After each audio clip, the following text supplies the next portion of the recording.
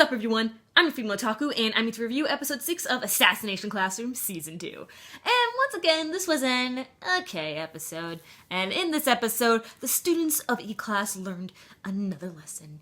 And you see, in the beginning, they were kind of using their skills a tad bit recklessly, for they injured an old guy who happened to be an educator of preschoolers.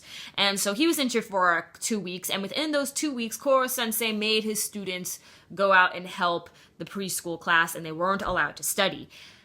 Although Karma was studying on the side. But, anyway, so Nagisa, he actually taught this girl, and her name is Sakura, and she is a interesting student, for she has been held back for 5 years. Held back in preschool for 5 years. What do you know, okay? And she skipped out on school for 2 years, and for some reason she was affected by preschoolers' bullying.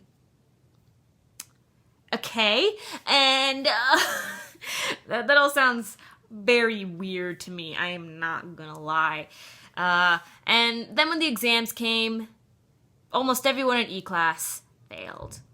Except for Karma, because Karma always wins, alright? Just Karma is perfect. Like, we already knew that Karma was, like, the smartest in all of E-Class, because he technically should be over with the regular class, but it's just because of his violent behavior, which is why he got into E-Class. So, of course, Karma shines once again, showing everyone that he's a superior character out of everyone. So, great job, Karma, showing off the other school, and he actually got second, right behind Asano, so that was pretty cool, okay?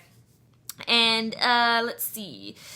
I thought it was pretty funny how when Koro-sensei showed the teacher the new school, it sounded like some sort of an infomercial, or maybe something that you'd see on, like, the House and Garden channel.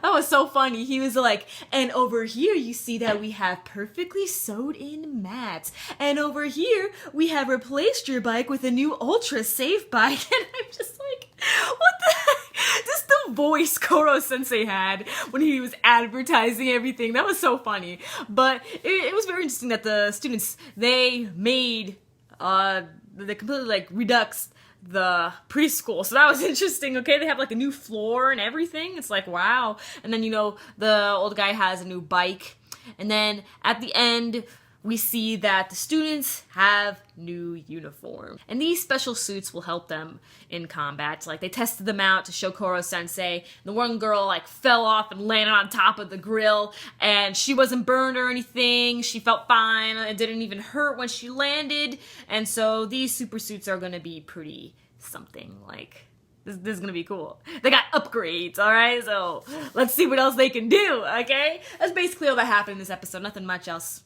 really went down. So catch you tomorrow as I review Showa Genroku Rakugo Shinju. I'm your female otaku, sayonara.